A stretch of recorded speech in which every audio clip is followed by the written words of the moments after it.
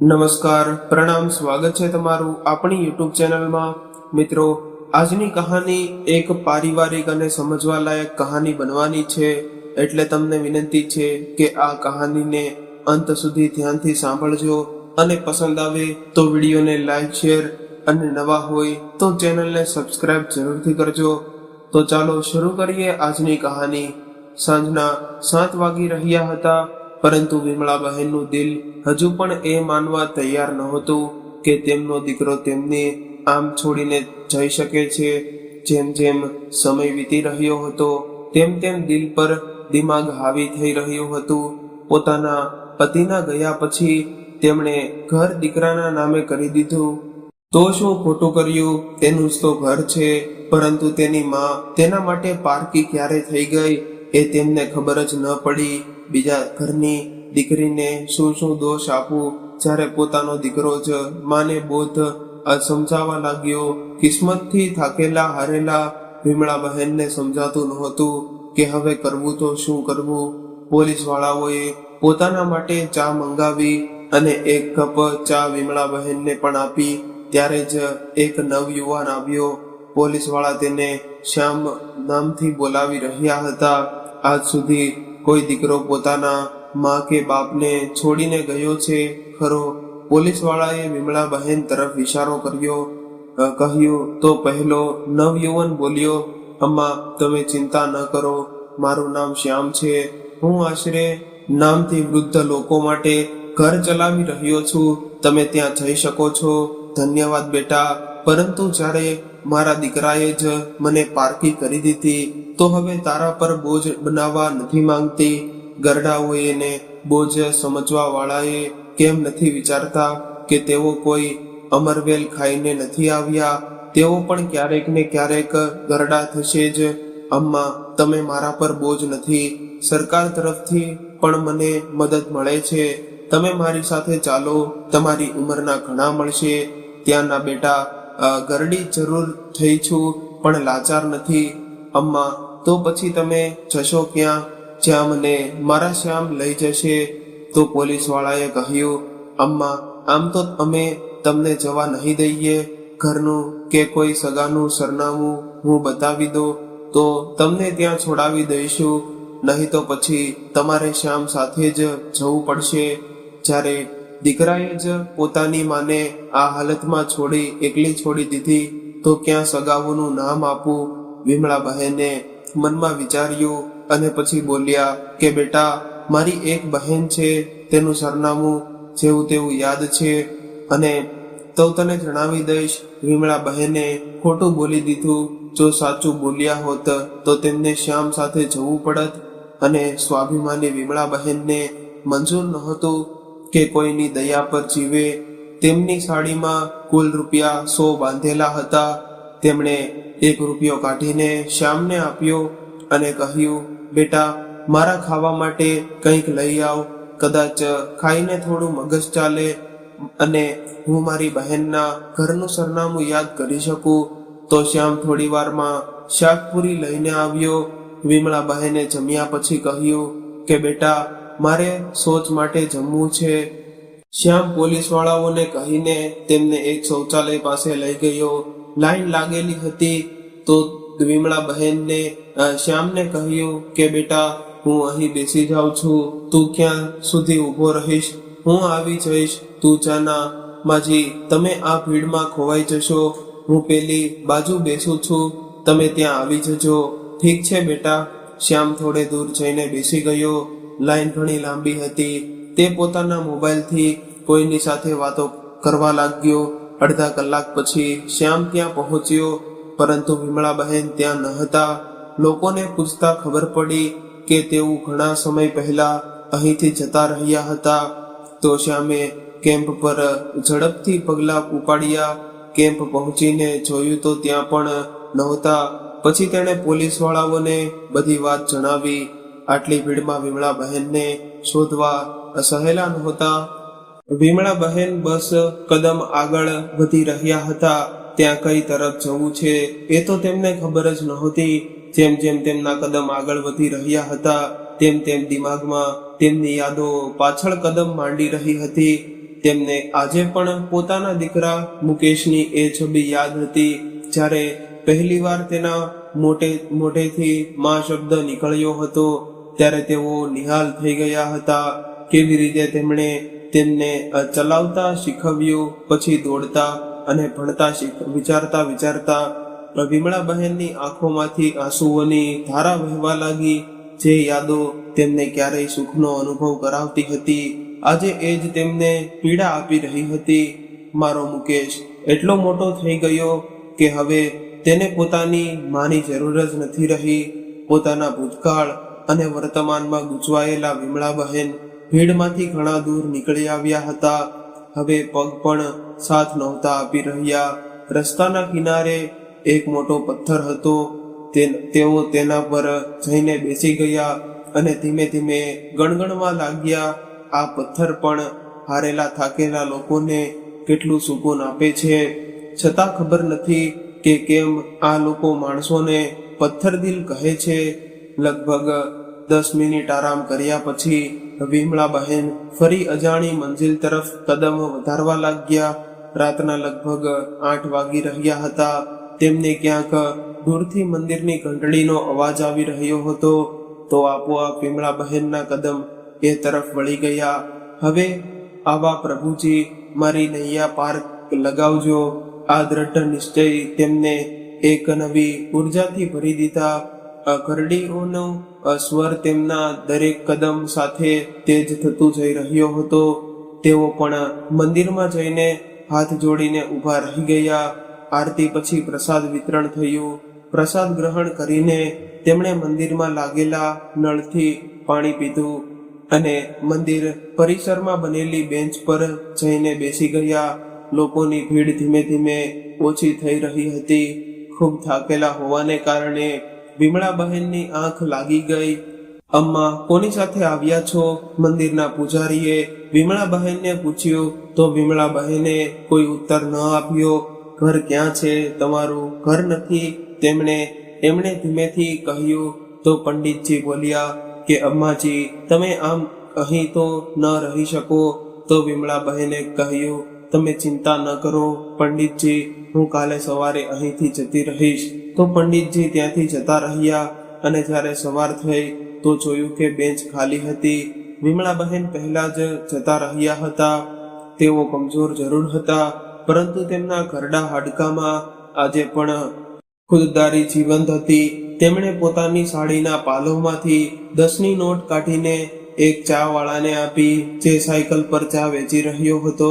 રસ્તા પર ઓછા જ લોકો હતા. અમ્મા આ ચા સાથે બિસ્કિટ પણ આપું? કેટલાના છે? 5ની. આ ચા અને 5ના બિસ્કિટ એ જ છે બેટા, આપી દે. ચા લઈને વિમળા બહેન કોઈ સાફ સુથરી જગ્યા જોવા લાગ્યા જ્યાં બેસીને તેઓ ચા સાથે બિસ્કિટ ખાઈ શકે. કદાચ ચા વાળો સમજી ગયો હતો કે તેઓ તો શું શોધી રહ્યા છે. તેણે કહ્યું અમ્મા 10 કદમ દૂર એક બગીચો છે, ત્યાં બેસીને આરામથી ચા પીજો. કહો તો હું ત્યાં છોડી જાઉં. દીકરાએ તો પહેલા છોડી દીધી, હવે તું ન છોડ. વિમળા બહેન ગણગણિયા ના બેટા, હું જતી રહીશ. ભગવાન તને ખુશ રાખે. આશીર્વાદ આપતા વિમળા બહેન પોતાની ચાનો કપ લઈને બગીચામાં પહોંચ્યા અને એક ખાલી પડેલી બેન્ચ પર બેસીને ચા પીવા લાગ્યા. ચા પીધા પછી તે લોકોને જોવા લાગ્યા અને બધા કાનમાં ઇયરફોન નાખીને ચાલી રહ્યા હતા. તો કોઈ દોડી રહ્યું હતું પરંતુ એકબીજા સાથે વાતો નહોતા કરી રહ્યા. ગામમાં તો એકબીજાને રામ રામ કહ્યા વગર કોઈ નથી જતું. હાલચાલ તો પૂછી જ લે છે. આ શહેરના લોકો કેટલા બદલાઈ ગયા છે. વિમળા બહેન મનોમન ગણગણ્યા. ધીમે ધીમે પાર્કમાં મોર્નિંગ વોક કરનારા લોકોની ભીડ ઓછી થવા લાગી. તો વિમળા બહેન વિચારવા લાગ્યા કે હવે તેઓ ક્યાં જાય. કોઈ મંજિલ હોય તો બીજાની જેમ તેઓ પણ એ તરફ ચાલી નીકળત. કંઈક વિચારીને તેઓ ઊભા થયા, સૂર્ય દેવતાને નમસ્કાર કર્યા અને પોતાની મંજિલ કિસ્મત પર છોડીને બસ કદમ વધારતા લાગ્યા. અને દિમાગમાં બસ એ જ ચાલી રહ્યું હતું કે આ રૂપિયા ખતમ થાય તે પહેલા કોઈ કામ શોધવું છે, પણ કેવી રીતે અને શું કામ, આ બધું તેમને સમજાતું નહોતું. બસ શાંત મનથી પોતાના કદમ વધારવા લાગ્યા અને પોતાના પુત્ર દક્ષને યાદ કરવા લાગ્યા. 14 વર્ષનો થઈ ગયો, પણ હજુ પણ મારાથી જ્યાં સુધી કોઈ વાર્તા ન સાંભળી લે ત્યાં સુધી સૂતો નહોતો કે પોતાના બાપને એકલો આવતો જોઈને તેના પર શું વીતશે. મુકેશ શું કહે છે, તેને શું એ કહી શકશે કે તે પોતાની માને મેળામાં છોડી આવ્યો છે? મુકેશે જે મારી સાથે કર્યું છે, તેણે સપનામાં પણ વિચાર્યું છે કે ભવિષ્યમાં તેમનો દીકરો દક્ષ પણ તેની સાથે આવું કરી શકે છે. પણ આટલું બધું વિચાર્યું હોત તો કદાચ તે આવું કરત જ નહીં. ખેર, જેવી પ્રભુની ઈચ્છા, જરૂર તેમણે મારા માટે કંઈક અલગ વિચારી રાખ્યું છે. ચાલતા ચાલતા વિમળા બહેન ન જાણે શું શું વિચારી રહ્યા હતા. ત્યારે જ તેમણે જોયું કે ઘણા બધા બાળકો એક બિલ્ડિંગની અંદર જઈ રહ્યા હતા. તો વિમળા બહેન ત્યાં જ ઊભા રહીને બાળકોને જોવા લાગ્યા. બાળકોના તે અવાજથી વિમળા બહેનનું ધ્યાન તેમની તરફ ખેંચાઈ ગયું. કેટલાય બાળકો એક ટપરી જેવી કાચી દુકાન પર ઊભા હતા અને તે આ ચા વાળાને કહી રહ્યા હતા કે શું શ્યામજી, પરોઠા માટે કેટલી રાહ જોવી પડશે? 10 મિનિટથી તો ઊભા છીએ. બસ બેટા, રમેશ આવતો જ હશે. આ હરમખોરને પણ ધંધાના સમયે જ આડાઅવળા કામ યાદ આવે છે. 2 મિનિટનું કહીને ગયો હતો, હજુ સુધી નથી આવ્યો. આ વખતે તું કામમાંથી કાઢી મૂકીશ. મુકેશ મારા ગામનો છે, નહીતર ક્યારનો નોકરીમાંથી કાઢી મૂક્યો હોત. તેમની વાત સાંભળીને વિમળા બહેન તે દુકાનવાળા પાસે ગયા અને બોલ્યા કે તમે કહો તો હું પરોઠા બનાવી દઉં આ બાળકો માટે. અરે, તમે શા માટે બનાવશો? તે દુકાનવાળાએ કહ્યું તો વિમળા બહેન બોલ્યા કે આ બાળકોને ખવડાવીને મને સારું લાગશે. ચિંતા ન કરો, પરોઠા બનાવવાના પૈસા નહીં લઉં તમારી પાસેથી. વિમળા બહેન માટે 4-5 પરોઠા બનાવવા તો મામૂલી કામ હતું. જિંદગીભર રસોઈ તો બનાવી હતી અને તેમના હાથનો સ્વાદ એવો હતો કે આખા ગામમાં તેમના વખાણ થતા હતા. તેમણે પરોઠા બનાવીને બાળકોને ખવડાવ્યા. આજના પરોઠા ખાઈને બાળકોને કંઈક અલગ જ મજા આપી રહ્યા હતા. વાહ, શું પરોઠા છે! અંબાજી, મજા જ આવી ગઈ. દરરોજ શ્યામજીને છોકરાઓની વાતો સાંભળવી પડતી હતી. ક્યારેક પરોઠા કાચો તો ક્યારેક પરોઠા ખાય તો ક્યારેક આજે બાળકોના મોઢેથી વખાણ સાંભળીને તેમની છાતી ગર્વથી ફૂલી ગઈ. થોડી વારમાં રમેશ પણ આવી ગયો અને આવતા જ બોલ્યો કે આ શું, હું ગયો અને બીજા કોઈને કામે રાખી લીધા. હા, તે બરાબર ન કર્યું. પૂરી વાત સાંભળ્યા વગર જ રમેશ ગુસ્સે થઈ ગયો. તો શ્યામજી ક્યાં ચૂપ રહેવાના હતા. તેમણે કહ્યું કે હા, રાખી લીધા. મારી દુકાન છે અને મારી મરજી. કે તો શું કરીશ? મારા ગામનો તો ન હોત તો તને ક્યારનો બહાર કાઢી મૂક્યો હોત. અરે, કેમ લડી રહ્યા છો બેટા? કોઈએ તારી નોકરી નથી લીધી. હું જાઉં છું, તું કર તારી નોકરી. આટલું કહીને વિમળા બહેન જેવા જવા લાગ્યા તો શ્યામજીએ તેમને રોકતા કહ્યું કે અમ્મા, તમે કામ કરશો બેટા. કામ તો મને જોઈએ છે, પણ કોઈનું કામ છીનવીને નહીં, વિમળા બહેને કહ્યું. તો શ્યામજી બોલ્યા કે કામના શું લેશો અમ્મા? તો વિમળા બહેન બોલ્યા, એટલામાં સ્વાભિમાનથી જીવી શકું. તમારું ઘર ક્યાં છે? જ્યારથી ઘર છોડ્યું છે ત્યારથી હવે આખું સંસાર જ મારું ઘર છે બેટા. વિમળા બહેનની વાત સાંભળીને શ્યામજીને કહ્યું કે અમ્મા, તમે અહીં કામ કરો, રાત્રે અહીં જ સૂઈ શકો છો. ગાદલાની વ્યવસ્થા હું કરી દઈશ. મહિનાના 5,000 આપીશ. રહેવા ખાવાનું મફત. અને હા રમેશ, છેલ્લો મોકો આપી રહ્યો છું, તું અમ્માની મદદ કરીશ. પરોઠા તેઓ બનાવશે, શાકભાજી બજારમાંથી લાવવું, બાકીનો મસાલો બનાવવો અને લોટ બાંધવો તારી જવાબદારી છે. અને પરોઠા બનાવવા અમ્માનું કામ. સમજાઈ વાત? શ્યામજીની વાત સાંભળીને બે મનથી રમેશે હા પાડી દીધી. જાણે કોઈએ તેની પાસેથી તેની ગાદી છીનવી લીધી હોય. આજે અમ્માના પરોઠાના કદાચ કોલેજની અંદર વધુ પડતા વખાણ થઈ ગયા હતા. લેક્ચર પછી ઘણા છોકરાઓ પરોઠા ખાવા આવવા લાગ્યા. અમ્માએ જે કામ શરૂ કર્યું તો પછી બપોરે 3 વાગ્યે જ તેમને આરામ મળતો. જો આજે શ્યામજી બહુ ખુશ હતા. આખા દિવસની કમાણી થોડા જ કલાકોમાં નીકળી આવી. અમ્મા, હવે તમે પણ કંઈક ખાઈ લો. વિમળા બહેને થોડા વધુ પરાઠા બનાવીને રમેશ અને શ્યામજીને પણ ખાવા આપ્યા અને પછી પોતે પણ જમવા બેઠા અને મનોમન ઈશ્વરનો આભાર માન્યો. તેમણે ક્યારેય વિચાર્યું પણ નહોતું કે તેઓ ક્યારેય પોતે પણ કમાશે. પોતાની કમાણીની રોટલી ખાવી કેટલું સુકૂન આપે છે એ આજે એમને સમજાઈ ગયું હતું. શ્યામજીએ સાંજે એક ગાડલાની વ્યવસ્થા કરી દીધી જેથી વિમળા બહેન દુકાનમાં સૂઈ શકે અને સાંજે 8 વાગ્યે શ્યામજીને રમેશ પોતાના ઘર માટે નીકળી ગયા.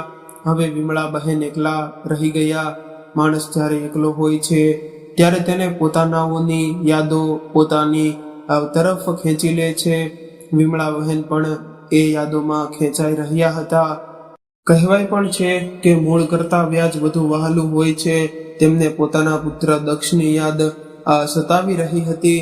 આજે એ સમય હતો જ્યારે તે વિમળા બહેનને કહેતો, આજે કોઈ નવી વાર્તા સંભળાવો ને, અને પોતાની સ્કૂલની આખા દિવસની દિનચર્યા જણાવતો. કોની સાથે ઝઘડો કર્યો, કયા ટીચરે વખાણ કર્યા, તો કોણે આજે ક્લાસની બહાર ઊભો રાખ્યો. વિમળા બહેન પોતાના પુત્ર દક્ષના ખાસ મિત્ર હતા, જેનાથી તે કંઈ છુપાવતો નહોતો. ગાદલા પર સૂતેલા વિમળા બહેન પોતાના પુત્રને યાદ કરીને આંસુ વહેરાવી રહ્યા હતા અને વિચારી રહ્યા હતા કે દક્ષ કેવી રીતે કહી રહ્યો હશે અને તેમના વગર અત્યાર સુધી તો મુકેશ ઘરે પહોંચી ગયો હશે. શું કહ્યું હશે? તેણે દક્ષ મને મેળામાંથી રમકડા લાવવાનું કહ્યું હતું, પણ ખબર નહીં હવે તેની આ ફરમાઈશ પૂરી કરી શકશે કે નહીં. વિચારતા વિચારતા રાતના લગભગ 2 વાગી ગયા. વિમળા બહેને વિચાર્યું કે થોડું સૂઈ જાઓ, પછી સવારથી મહેનત પણ કરવાની છે. ઊંઘ પૂરી નહીં થાય તો કામ પણ બરાબર નહીં કરી શકું. પણ વિચારવાથી એ છે કે ઊંઘ આવી જાય તો શું કહેવું. ઊંઘ તેમની આંખોમાંથી ગાયબ થઈ ગઈ હતી, પણ તેમ છતાં વિમળા બહેન આંખો બંધ કરીને સૂઈ ગયા. સવારે 7 વાગ્યે જ્યારે રમેશ આવ્યો ત્યારે વિમળા બહેન જાગી ગયા હતા. શું થયું અમ્મા, નવી જગ્યાએ ઊંઘ ન આવી? તો વિમળા બહેન મલકી બોલ્યા, કારણ કે ઘણા સવાલોના જવાબ નથી હોતા. અમ્મા, હું શાકભાજી લઈ આવ્યો છું, બટાકા બાફવા મૂકી રહ્યો છું, ત્યાર પછી લોટ બાંધી દઈશ, અને કોઈ કામ હોય તો કહી દેજો. શેઠને ફરિયાદ ન કરતા, બહુ કચકચ કરે છે. ના બેટા, હું શા માટે ફરિયાદ કરીશ? કહેતા વિમળા બહેને ઉઠીને 2 કપ ચા બનાવી. ચા પીતા પીતા રમેશે કહ્યું કે અમ્મા, એક વાત પૂછું, તમે અહીંના તો નથી લાગતા. ક્યાંથી આવ્યા છો? તમારા ઘર પરિવારમાં શું કોઈ નથી? ના, બધા છે બેટા. તો તમે અહીં કેમ છો? બસ પોતાનું અસ્તિત્વ શોધવા નીકળી છું. અમ્મા, તમારી વાતો કોઈ ઉખાણાથી ઓછી નથી. ચા બહુ સરસ બનાવી છે. ચા પીધા પછી બને જમવાની તૈયારી કરવા લાગ્યા. 9 વાગ્યાથી બાળકોની દુકાન પર ચહલ પહલ શરૂ થઈ ગઈ. કાલવાળા બાળકો કેટલાય બીજા નવા બાળકો સાથે પાછા આવ્યા હતા. અમ્મા, કાલ જેવા જ મજેદાર 2 બટાકાના પરોઠા બનાવી દો. તો વિમળા બહેન વધુ પ્રેમથી બાળકો માટે પરોઠા બનાવવા લાગ્યા. જેમ ઘરમાં આવેલા કોઈ મહેમાન માટે બનાવે, આ કામના રૂપમાં વિમળા બહેને જીવવાનો સહારો મળી ગયો હતો. અને આ બાળકોના હાસ્ય અને કલબલાટમાં તેઓ પોતાનું દુઃખ ભૂલી જતા. ધીમે ધીમે વિમળા બહેન તે બાળકોને તેમના નામથી ઓળખવા લાગ્યા. સિગરેટ પીતા બાળકોને હવે વિમળા બહેન મોટા અધિકારથી ટોકતા હતા, પણ બાળકો હવે વિમળા બહેનનો ઘણો આદર કરવા લાગ્યા હતા. એટલે સિગરેટ કે બીજે પીતા પછી જ પરોઠા ખાવા આવતા. શ્યામજી પણ પોતાના વધતા વેચાણથી ખુશ હતા. દરરોજ વિમળા બહેનને કંઈક નવું શીખવા મળતું, પરંતુ દરેક રાત હજુ પણ બરાબર એવી જ હતી. વિમળા બહેન જેવા એકલા પડતા મોહના તાતણા તેમને ફરી પોતાની તરફ ખેંચવા લાગતા. તેમનું અશીકું રોજ આંસુઓથી ભીંજાઈ જતું. હવે આ એમની દિનચર્યાનો ભાગ હતો. પોતાની આ જ યાદોના સહારે તેઓ પોતાના પરિવાર સાથે જોડાયેલા હતા. ઘણા મહિના વીતી ગયા હતા. શ્યામજીનો ધંધો ઝડપથી તરક્કી કરી રહ્યો હતો, પરંતુ નફાના હિસ્સાને તેઓ વહેંચવા તૈયાર નહોતા, જેનાથી રમેશ અવારનવાર ઉકળેલો રહેતો. અમ્મા, તમે બોલતા કેમ નથી? કામ વધી ગયું છે અને શેઠ પગાર વધારવા તૈયાર નથી. પહેલા કહેતા હતા કે આવક નથી થતી, પૈસા શું ખાક વધારું, અને હવે જ્યારે કામ સારું ચાલી રહ્યું છે તો પણ પૈસા આપવા તૈયાર નથી. બેટા, મને આજે 6 મહિના થયા છે અને જેટલું મળી રહ્યું છે તે પણ બચી જાય છે. હું શું બોલું? આજે તારા માટે વાત કરી જોઉં છું, વિમળા બહેને કહ્યું. રમેશે વિમળા બહેનનું બેંકમાં ખાતું ખોલાવી દીધું હતું અને વિમળા બહેન પોતાના પૈસા જમા કરાવવા માટે તેને રમેશને આપતા હતા. રમેશને બહુ ઉદાસ જોઈને વિમળા બહેને વિચાર્યું કે એવું આજે જરૂર મોકો જોઈને શ્યામજી સાથે તેના પગાર વધારવા માટે વાત કરશે. શ્યામજી હવે દુકાન પર ઓછા બેસતા હતા, કારણ કે વિમળા બહેન પર પૂરો ભરોસો હતો. સાંજે 7 વાગ્યાની આસપાસ તેઓ આવતા અને દિવસભરની કમાણી માનતી બીજા દિવસનો સામાન લાવવા માટે રમેશને પૈસા આપતા અને નીકળી જતા. આજે નિયત સમયે જ શ્યામજી આવી ગયા તો વિમળા બહેને તેમના માટે ચા બનાવી અને પછી બોલ્યા કે બેટા, રમેશ દિવસભર બહુ મહેનત કરે છે. મારી સાથે તેનું કામ પણ વધી ગયું છે. તેનો પગાર વધારી દો. શું રે અમ્મા? અમ્માના પણ કાન ભંભરાવા લાગ્યે છે. અમ્મા, તમે વચમાં ન પડો. આજકાલ શાકભાજી કેટલી મોંઘી થઈ ગઈ છે અને નફો પણ એટલો નથી. આગળ જોઈશ. અને રમેશને કાલની શાકભાજી લાવવા માટે પૈસા આપીને શ્યામજી નીકળી ગયા. વિમળા બહેનને લાગ્યું હતું કદાચ તેમના કહેવાથી તે તેનો પગાર વધારી દેશે. બિચારો 2 વર્ષથી એ જ પગાર પર કામ કરી રહ્યો છે, પરંતુ કદાચ પૈસા મળતા માણસ વધુ લોભી થઈ જાય છે. જોયું અમ્મા, 1 નંબરનો લાલચો માણસ છે. આ બધા પૈસા બસ પોતે જ રાખવા માંગે છે. ગામમાં માં છે, પત્ની છે, 2 બાળકો છે. 7,000માં શું થાય? બહુ મુશ્કેલીથી મહિનાના અંતે થોડા રૂપિયા બચાવીને ઘરે મોકલી શકું છું. આ વખતે તો અમ્મા બીમાર પડી ગયા છે તો ખર્ચો વધુ થઈ ગયો. ગામ જવા માટે ભાડાના પૈસા કાઢવા પણ મુશ્કેલ થઈ રહ્યા છે. વિચારું છું કે બીજા 2 મહિના પછી જાઓ. બેટા, પૈસા જોઈએ તો મારી પાસેથી લઈ લે. બેંકમાં નકામા પડ્યા છે. વિમળા બહેને કહ્યું કે રમેશ બોલ્યો, ના અમ્મા, તમારી પાસેથી પૈસા લેવા અલગ વાત છે અને હકનો પૈસો અલગ છે.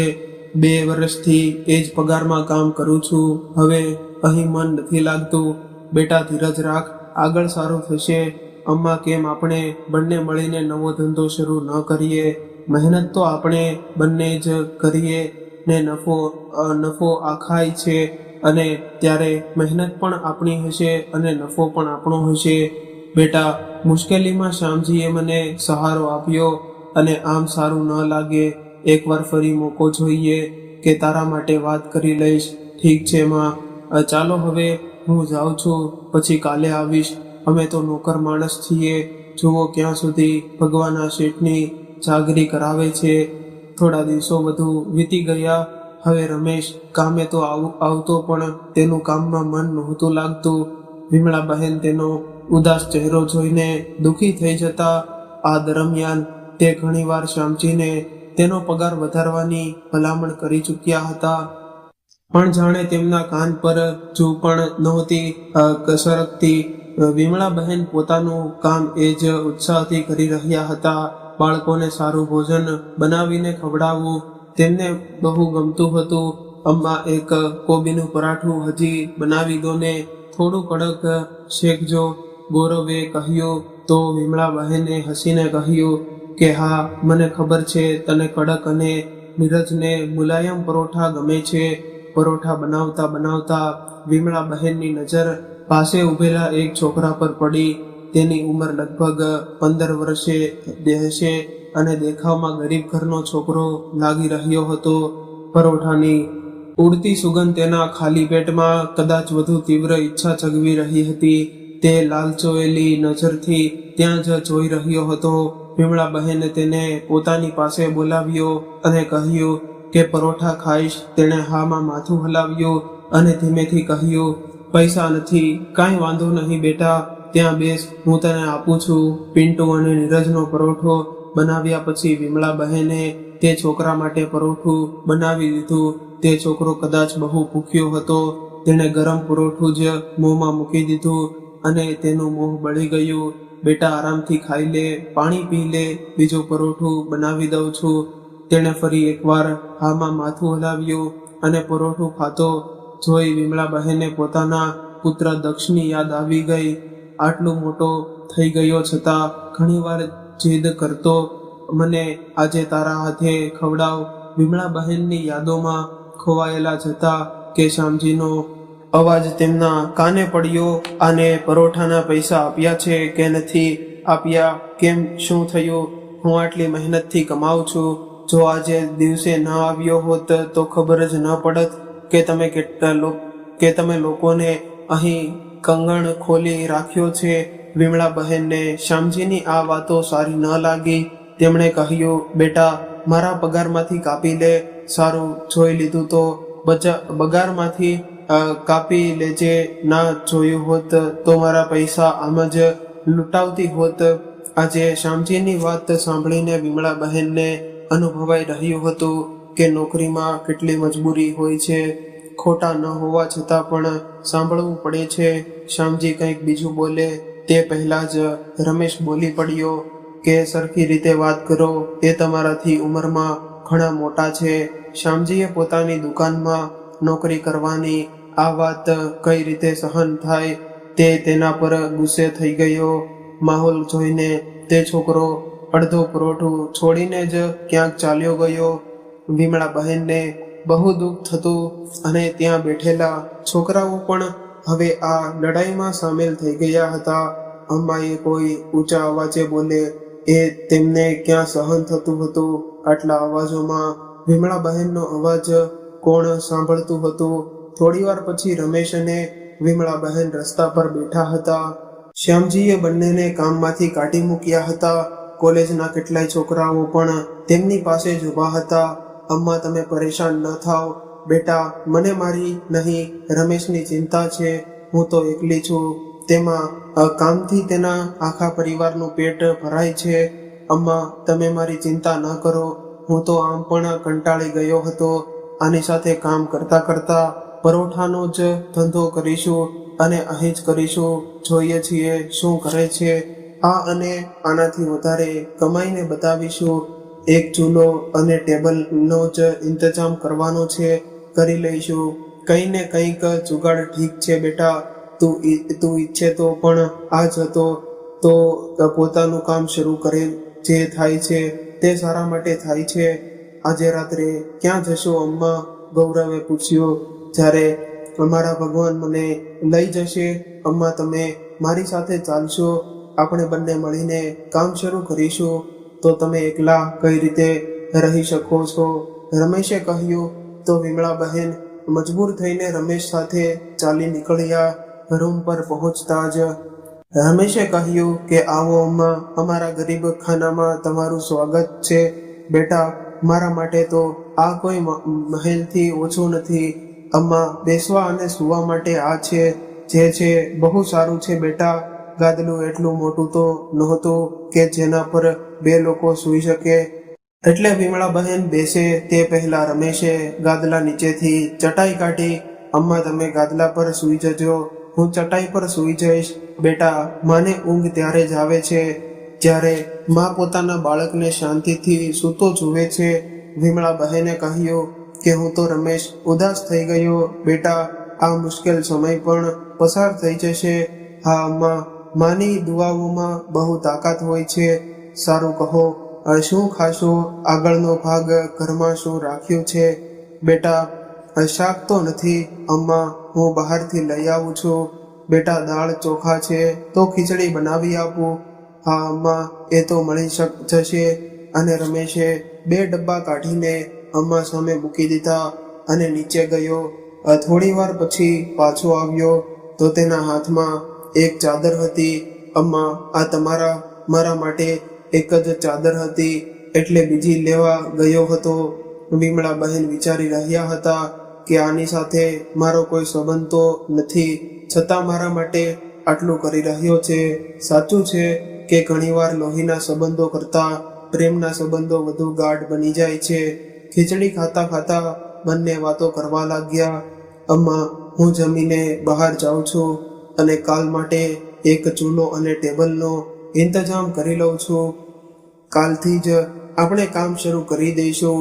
ઠીક છે બેટા, મારું એટીએમ કાર્ડ લઈ જજે, જેટલા પૈસાની જરૂર હોય કાઢી લેજે. ના અમ્મા, અત્યારે છે મારી પાસે, જ્યારે જરૂર પડશે ત્યારે કહીશ. એમ પણ અમ્મા, મારી રાહ ન જોતા સૂઈ જજો, કદાચ મને મોડું થઈ જાય. અને તે રૂમની બહાર નીકળી ગયો. લગભગ 10:30 વાગ્યે રમેશ રૂમમાં દાખલ થયો. તેના હાથમાં એક જૂનું ગાદલું હતું. અમ્મા કોઈ વિચારમાં ડૂબેલા હતા. ગાદલું જમીન પર પછાડતા રમેશે પૂછ્યું, અરે અમ્મા, તમે હજુ સુધી સૂતા નથી? બેટા, આ રૂમની સ્ટોપર બહુ ઊંચી છે એટલે લગાવી ન શકી, અને પછી રૂમ ખુલ્લો છોડીને કઈ રીતે સૂઈ જાઓ? અરે અમ્મા, અહીં રૂમમાં લેવા જેવું છે જ શું? અને જે આ સામાન પણ ચોરી જશે તો એ વિચારીને સંતોષ કરી લઈશ કે તેની હાલત મારાથી પણ વધારે ખરાબ હશે. જૂના કપડાં અને થોડા ગણ્યા ગાંઠિયા વાસણનો છે. તો વિમળા બહેને હસીને કહ્યું કે સારું, એ કહે ચાલો ઇંતજામ થઈ ગયો ને? કે હા અમ્મા, ટેબલ અને ચૂલો બંનેનો જુગાડ થઈ ગયો છે. અમ્મા, હું સવારે ઘરેથી વહેલો નીકળી જઈશ. તમે સવારે 10:30 વાગ્યા સુધીમાં યુનિવર્સિટી પાસે આવી જજો. ત્યાંથી શરૂ કરીશું આપણો નવો ધંધો. બહાર શ્યામજીની દુકાન સામે જે લીમડાનું ઝાડ છે તેની નીચે. બેટા, હું ત્યાં સુધી કઈ રીતે પહોંચીશ? વિમળા બહેને કહ્યું. તો રમેશ બોલ્યો કે અમ્મા, રૂમમાંથી નીકળીને ડાબી બાજુ જજો. 2-3 દુકાનો છોડીને ઓટો ઊભી હશે, તેને કહેજો કે યુનિવર્સિટી ઉતારી દે. જ્યારે ઓટોમાં સવારી પૂરી થઈ જશે ત્યારે તે ₹10 તમને કોલેજ પાસે ઉતારી દેશે. અને છૂટા પૈસા દાળના ડબ્બામાં રાખ્યા છે, ત્યાંથી લઈ લેજો. સારું બેટા, હવે સૂઈ જા, કાલે સવારે વહેલા ઉઠવાનું પણ છે. હા અમ્મા, કહેતા રમેશ ગાદલા પર સૂઈ ગયો અને 2 મિનિટમાં જ નસકોરા બોલાવા લાગ્યો. બેફિકરાઈથી તેને સૂતો જોઈ વિમળા બહેનને સારું લાગ્યું. તે મનોમન ઈશ્વરને તેના માટે પ્રાર્થના કરવા લાગ્યા કે તેના નવા ધંધામાં તેને સફળતા મળે. ભૂતકાળ અને વર્તમાનમાં ખોવાયેલા વિમળા બહેન પણ ક્યારે સૂઈ ગયા તેને ખબર જ ન પડી. જ્યારે ઊંઘ ઉડી ત્યારે જોયું કે રમેશ રૂમમાં નહોતો. નિયત સમયે વિમળા બહેન યુનિવર્સિટી પહોંચી ગયા. લીમડાના ઝાડ નીચે રમેશે પોતાની દુકાન સજાવી હતી અને તે કામમાં વ્યસ્ત હતો. નવી શરૂઆત વિમળા બહેનને જોઈને બોલ્યો કે અરે અમ્મા, તમે આવી ગયા, બસ તમારો જ ઇંતજાર થઈ રહ્યો હતો. પરોઠાનો મસાલો તૈયાર કરી દીધો છે. છોકરાઓ ઘણીવાર પૂછી ગયા છે કે હવે આવતા જ હશે. મેં તેમને કહી દીધું હતું. પહેલા પરોઠું તો અમ્માના હાથોથી જ બનશે. શ્યામજીની દુકાન સામે બંધ પડી હતી. વિમળા બહેન તે તરફ જોવા લાગ્યા. 6 મહિના તે દુકાનમાં તેમણે વિતાવ્યા હતા. તેમને બંધ દુકાન જોઈને સારું નહોતું લાગી રહ્યું. ત્યારે જ તેમને જોઈને કોલેજના છોકરાઓ આવી ગયા. પિન્ટુએ કહ્યું કે અમ્મા, તમારા પરોઠાનો ઇંતજાર થઈ રહ્યો હતો, હવે બસ જલ્દી ખવડાવી દો, બહુ ભૂખ લાગી છે. ઠીક છે બેટા, હમણાં બનાવું છું. નીરજ ક્યાં છે? આજે તારી સાથે દેખાતો નથી. અમ્મા તેની બહેનને આજે છોકરાવાળા જોવા આવે છે એટલે નથી આવ્યો. વિમળા બહેન પરોઠા બનાવવા લાગ્યા. રમેશે લીમડાના ઝાડ પર એક પાટિયું લટકાડી દીધું જેના પર પરોઠાના ભાવ લખ્યા હતા. પરોઠાનો ભાવ શ્યામજીની દુકાન કરતા ઓછો રાખ્યો હતો અને આજે વિશેષ ઓફર પણ હતી. 2 પરાઠા સાથે ત્રીજો મફત. અને રમેશ પરોઠા બનાવવામાં વિમળા બહેનની મદદ કરવા લાગ્યો. વિશેષ ઓફરનો લાભ લેવા માટે આજે કંઈક વધુ ભીડ જામી ગઈ હતી. અમ્માના હાથ સતત ચાલી રહ્યા હતા અને રમેશના પણ બંનેએ સવારથી કંઈ ખાધું નહોતું, પરંતુ દુકાન સારી રીતે ચાલી જોઈ બંને પોતાની ભૂખ તરસ ભૂલી ગયા હતા. 12 વાગ્યાની આસપાસ તેમને થોડી રાહત મળી. અમ્મા, ચાલો હવે તમે બેસો, હું પરોઠા બનાવું છું. થોડી વારમાં જમવા માટે ફરીથી ભીડ લાગવા માંડશે, રમેશે કહ્યું તો વિમળા બહેન બેસી ગયા. તે પણ થાકી ગયા હતા. રમેશે પરાઠા બનાવીને તેમને આપ્યા અને પછી બંને મળીને પરાઠા ખાવા લાગ્યા. આજે રમેશે કઈ ખાધા વગર રોજ કરતા વધુ મહેનત કરી હતી, છતાં તેના ચહેરા પર ખુશી હતી. વિમળા બહેને મનમાં વિચાર્યું કે આજ ફક્ત ફરક હોય છે જ્યારે આપણે કોઈની નોકરી કરીએ છીએ અને જ્યારે પોતાનું કામ કરીએ છીએ. લગભગ 1 કલાક પછી રમેશની દુકાન પર ફરીથી ભીડ જમા થઈ ગઈ. ત્યાં જ ભાડેજીની દુકાન ખાલી પડી હતી અને છૂટાછવાયા લોકો ત્યાં ચા અને સિગરેટ પી રહ્યા હતા. ત્યારે જ ભાડેજી અને રમેશની નજરો ટકરાઈ. આ વખતે રમેશની આંખોમાં જીતની ખુશી હતી. જ્યારે શ્યામજી પોતાની આહારથી તલ પાપડ થઈ રહ્યા હતા. જીવતા માટે તેમણે પરોઠા ભાવ અડધા કરી દીધા અને કેટલાય લોકો આ ઓફરનો લાભ લેવા પણ પહોંચ્યા. પરંતુ જેમણે અંબાજીના હાથના બનેલા સ્વાદિષ્ટ પરોઠા ખાતા હતા તેમને આ ક્યાં પસંદ આવવાના હતા. અને શ્યામજીનો આ દાવ પણ નિષ્ફળ ગયો. કામ કરતા કરતા ક્યારેય સાંજ થઈ ગઈ તેમને ખબર જ ન પડી. ચાલો અમ્મા, હવે ઘરે નીકળીએ. રમેશ પોતાની દુકાનનો બધો સામાન સમેટવા લાગ્યો અને પછી વિમળા બહેનને લઈને ઘરે નીકળી ગયો. ઘરે પહોંચતા જ સૌથી પહેલા તેમણે બધા રૂપિયા કાઢીને ગણવાનું શરૂ કર્યું. આમાં જાણો છો આજે કેટલી કમાણી થઈ છે? 2000 રૂપિયા. તો 500 સામાનના પણ કાઢી નાખીએ તો એક દિવસની કમાણી કુલ 1500 રૂપિયા થઈ ગઈ છે. વિમળા બહેન રમેશની ખુશીથી ખૂબ ખુશ હતા અને મનોમન ઈશ્વરનો આભાર માન્યો. ફરી મુશ્કેલી. બીજા દિવસે અમ્મા અને રમેશ દુકાન પર જવા માટે નીકળ્યા. યુનિવર્સિટી પહોંચ્યા તો જોયું કે તેમનું ટેબલ તૂટેલું પડ્યું હતું. દુકાનના નામે એક ટેબલ તો હતું. રમેશ પાસે તેને તૂટેલું જોઈને તેને એવું લાગ્યું કે જાણે કોઈએ તેનું સપનું જ તોડી નાખ્યું હોય. આજે શ્યામજીની દુકાન વહેલી ખુલી ગઈ હતી અને સ્મિત આજે તેમના હોઠ પર હતું. રમેશ નિરાશ થઈને ત્યાં જ જમીન પર બેસી ગયો. તો વિમળા બહેને તેના ખભા પર હાથ મૂક્યો અને કહ્યું કે શું થયું બેટા, કામ શરૂ નથી કરવું? અમ્મા, તમે જોતા નથી કે ટેબલ તૂટેલું પડ્યું છે? કામ કઈ રીતે કરશું બેટા? ટેબલ તો તૂટેલો પાયો તો નથી તોડી શકતા, પણ બાકીનો બચેલો પાયો તો તોડી જ શકશે. તો એ તોડી નાખે તેને આજે પરોઠા બેસીને બનાવીશું. રમેશને અમ્માની આ વાત સાચી લાગી અને તેણે ટેબલનો બચેલો એક પાયો પણ તોડી નાખ્યો. હવે તે ટેબલ નહીં, લાકડાનું એક પાટિયું જ બચ્યું હતું. તેના પર તેમણે સામાન મૂક્યો અને કામમાં લાગી ગયા, જેથી છોકરાઓ આવતા જ તેમને પરોઠા આપી શકે. છોકરાઓને શ્યામજીની હરકત વિશે જ્યારે ખબર પડી તો જે છૂટાછવાયા લોકો કાલે તેમની દુકાન પર ગયા હતા તેમણે પણ આજે રમેશની દુકાન તરફ જવાનું પસંદ કર્યું.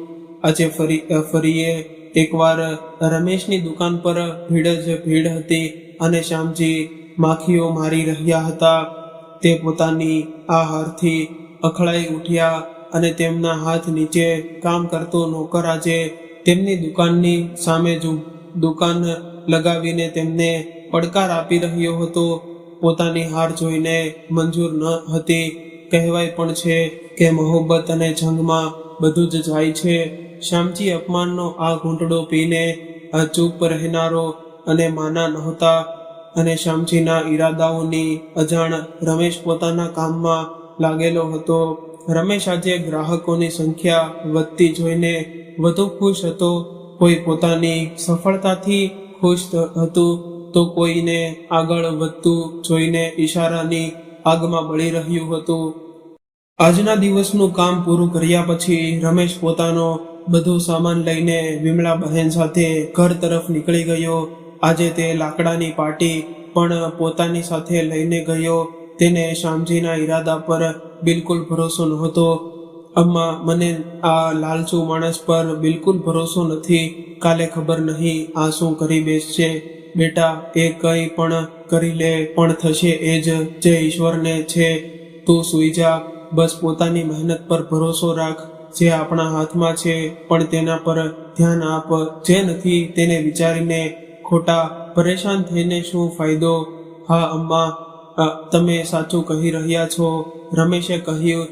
તો બીજા જ તેના અંદરનો ડર હજી ગયો જ નહોતો. પાછલા ઘણા વર્ષોથી શ્યામજીને ત્યાં જ કામ કરી રહ્યો હતો, એટલે જાણતો હતો કે તે કેટલો ઘાતકી માણસ છે. પરંતુ વિમળા બહેનની વાતોથી તેણે પોતાની જાતને સમજાવી લીધી. જે થશે તે જોયું જશે. અત્યારે વિચારીને ઊંઘ ન ખરાબ કરીને શું ફાયદો? આખા દિવસની સખત મહેનતને કારણે બંનેને જલ્દી ઊંઘ આવી ગઈ. બીજા દિવસે પણ રમેશની દુકાન પર ઘણી ભીડ હતી અને શ્યામજીની દુકાન પર બસ થોડા લોકો સિગરેટ અને ચા માટે ઊભા હતા. ત્યારે જ એક પોલીસવાળો રમેશની દુકાન પર આવી પહોંચ્યો. સંઘર્ષ પોલીસવાળાએ દંડો જમીન પર પછાડતા કહ્યું કે કોની દુકાન છે? આ મારી દુકાન છે સાહેબ. આ તારી જમીન છે કે ના?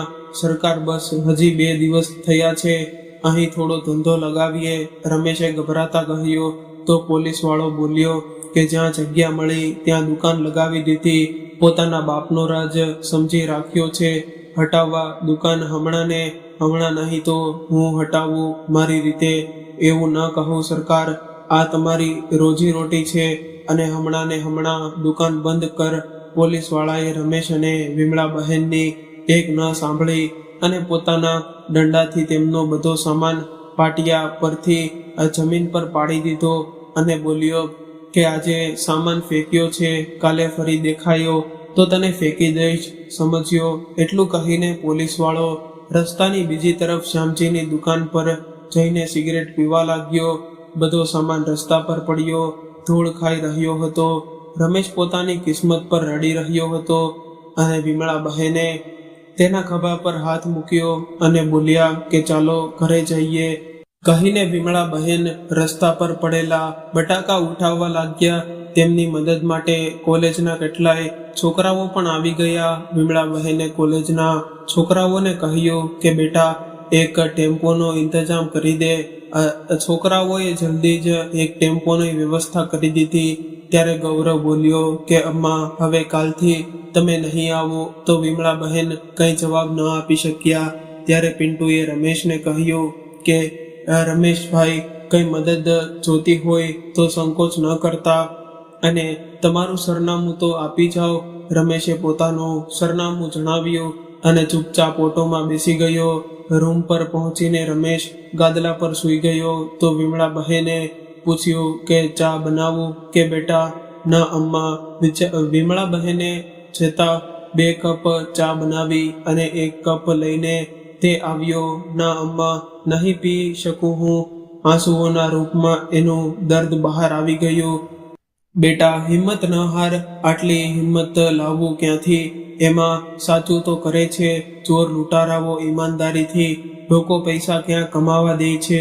કોઈનું શું જઈ રહ્યું હતું? જો અમે મહેનત કરીને કંઈક કમાઈ લેત તો હવે આ લોકો મહેનત મજૂરી પણ નથી કરવા દેતા. બેટા, જરૂર આમાં પણ કંઈક સારું જ છુપાયેલું હશે, વિમળા બહેને કહ્યું. તો રમેશ બોલ્યો કે ના અમ્મા, તેને છોડીશ નહીં. પછી ભલે મારે જેલ કેમ ન જવું પડે, હું આવું છું. કહીને રમેશ બહાર જવા લાગ્યો. તો વિમળા બહેને કહ્યું કે કંઈક એવું ન કરતો કે જિંદગીભર પછતાવું પડે. રમેશ વિમળા બહેનની વાતોનો કોઈ જવાબ આપ્યા વગર જ રૂમમાંથી બહાર નીકળી ગયો. ચિંતાની રાત અને આશાનું કિરણ. રાતના 10 વાગી ગયા. રમેશ હજી ઘરે આવ્યો નહોતો. વિમળા બહેને તેની ચિંતા સતાવી રહી હતી ને ઘણીવાર રૂમમાંથી બહાર નીકળીને રસ્તા પર નજીક નજર નાખી આવતા જેમ જેમ સમય વીતી ગયો હતો તેમ તેમની ચિંતા વધી જતી રહી હતી. ક્યાં જાય છે, કોને રમેશ વિશે પૂછે, તેને કંઈ સમજાતું નહોતું. રાતના 12 વાગી ગયા હતા, પણ વિમળાબહેનની ઊંઘ તેમની આંખોથી કોસો દૂર હતી. લગભગ 12:30 વાગે રમેશ લથડાતો રૂમમાં દાખલ થયો. વિમળાબહેન જાગી રહ્યા હતા, પણ તેમણે એવું દર્શાવ્યું કે જાણે તે સૂઈ ગયા હોય. રમેશ નશામાં ધૂત હતો. આ સમયે તેની સાથે વાત કરવાનો કોઈ ફાયદો નહોતો અને તેમને જાગતા જોઈને કદાચ તે શરમાઈ જાત. સવારના 10 વાગ્યે પણ જ્યારે રમેશ ન ઉઠ્યો તો વિમળાબહેને જગાડ્યો.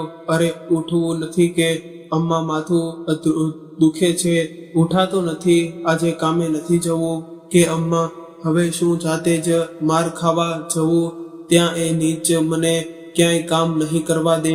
આમ વિચારીને તે પહેલેથી જરા હારી મને માની લીધે અને મતલબ કે પોતાના દુશ્મનને પોતાનાથી વધુ તાકાતવર સમજીને ઘૂંટણ ટેકવી લીધા. તો શું કરીએ? આમમાં અરે આ જઈએ તો ત્યાં પોતાના સામાનનું નુકસાન કરાવવા. જો બેટા, મને બહુ તો નથી ખબર, પણ શા માટે આપણે તેની દુકાનની સામે જ આપણી દુકાન ઊભી કરીએ? આટલું મોટું શહેર છે કે બીજે આપણી દુકાન લગાવીશું. અમ્મા, તમે તેને નથી જાણતા. જેવી ખબર પડશે કે ત્યાં પણ આપણો ધંધો નહીં ચાલવા દે. રમેશની વાત સાંભળીને વિમળાબહેન મનોમન ઉદાસ થઈ ગયા અને બંને માટે ચા બનાવવા લાગ્યા. વિમળાબહેન ચા બનાવી જ રહ્યા હતા કે ત્યારે જ કોઈએ દરવાજા પર ટકોર માર્યો. રમેશ માથું પકડીને ઉઠ્યો અને દરવાજો ખોલ્યો. સામે પિન્ટુ અને નીરજ ઊભા હતા. તમે બંને અહીં? અમ્મા, રામ રામ. છોકરાઓને જોઈને વિમળાબહેન હસી પડ્યા. આવો છોકરાઓ, એકદમ સાચા સમય આવ્યા છો. ચા બનાવીને તૈયાર છે. વિમળાબહેને અડધું કપ ચા બનાવીને આપી અને હવે કહો તમે કઈ રીતે આવવાનું થયું? બસ અમ્માના પરોઠા યાદ આવી ગયા હતા અને ચાલ્યા આવ્યા. તે એ સુગંધ શોધતા, રમેશભાઈ, તમે વધુ ઉદાસ ન થાવ. અમે લોકો કોશિશ કરી રહ્યા છીએ આ સમસ્યાનો હલ કાઢવાની. કોલેજ છાત્ર સંઘના અધ્યક્ષ વિશ્વનાથ તિવારી સાથે અમે આજે વાત કરીશું. કોઈને કોઈક જુગાડ કરી દઈશ. આ રમેશ તેમના દિલાસા પર હસી પડ્યો. જ્યારે ચારે તરફ અંધારું દેખાઈ રહ્યું હોય ત્યારે એક નાનકડો દિલાસો પણ વધુ મહત્વનો હોય છે. પિન્ટુ અને નીરજ ચા પીને ચાલ્યા ગયા. તેમના ગયા પછી રમેશ થોડો ઉત્સાહિત થઈ ગયો હતો. નવી આશા. અમ્મા, તમને શું લાગે છે? કંઈક સારું થશે? જરૂર સારું થશે બેટા. સમય જરૂર બદલાય છે. અમ્મા, ભૂખ લાગી છે, કંઈક બનાવી દો ને. હું ઘરે આ વાત કરીને આવું છું. બહુ દિવસથી વાત નથી કરી. મન સારું નહોતું તો વાત શું કરું? હા બેટા, જાઓ, બધાને મારા આશીર્વાદ આપજે. રમેશ હસીને રૂમમાંથી બહાર નીકળી ગયો. વિમળાબહેન રસોઈ બનાવવામાં લાગી ગયા અને વિચારવા લાગ્યા કે મનની ગતિ પણ કેટલી હોય. ઉદાસ હતો તો ચા પીવાનું પણ મન ન હતું અને કંઈક સારું થવાની આશા જાગતા જ ભૂખ પણ લાગી ગઈ. ભૂખ, તરસ બધું આપણા મનની ગતિ પર નિર્ભિત હોય છે. અમ્માનું મન પણ તેમને ભૂતકાળમાં લઈ ગયું. હવે તો મને ઘર છોડીએ લાંબો સમય થઈ ગયો. શું આ દરમિયાન મુકેશને ક્યારે મારી યાદ નહીં આવી હશે? શું તે મને શોધવા અલ્હાબાદ આવ્યો હશે?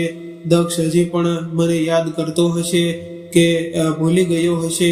કેટલા બધા સવાલ હતા વિમળાબહેનના મનમાં, પણ જવાબ એકનો પણ નહોતો. આજે ફરી એકવાર વિમળાબહેનની આંખોમાં ભીનાશ તરી રહી હતી. આગળથી રમેશે અવાજ આપ્યો કે જુઓ અમ્મા, હું શું લાવ્યો છે મારો બેટો. દક્ષ પોતાની અમ્મા માટે. આ દક્ષ કોણ છે? અમ્મા. રમેશે વિમળાબહેનની આંખોમાં આંસુ જોયા તો બોલ્યો કે શું થયું અમ્મા, તમે રડો છો કેમ? અરે ક્યાં રડો છું બેટા, હું થોડી વાર પહેલા ડુંગળી કાપી રહી હતી તો કદાચ તેમણે આંખો ભીની કરી ગઈ હશે. ના અમ્મા, તમારે કહેવું પડશે. હંમેશા ટાળી દો છો.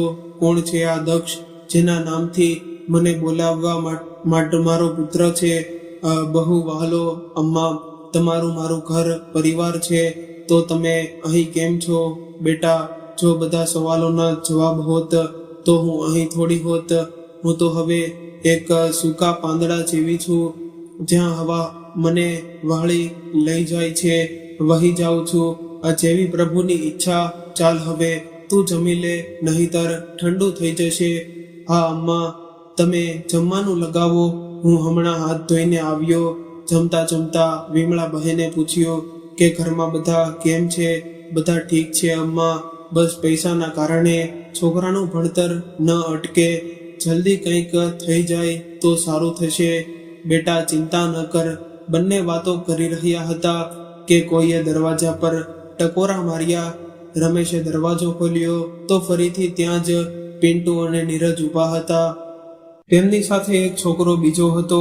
ગળામાં તેના મફલર નાખેલું હતું અને ચહેરા પર કાળા ચશ્મા. આ છે અમારા છાત્ર યુવા સંઘના અધ્યક્ષ દીપક શર્મા. ગૌરવે રૂમની અંદર પગ મૂકતા કહ્યું કે ત્યારે દીપક શર્મા બોલ્યા કે અમ્મા, ઓળખ્યો મને? તે દિવસે તમે મને સિગરેટ પીવા માટે રોક્યો હતો અને મારી પાસે છૂટા પૈસા નહોતા, તો પણ પરોઠું ખવડાવીને તમે કહ્યું હતું પછી આપી દેજે.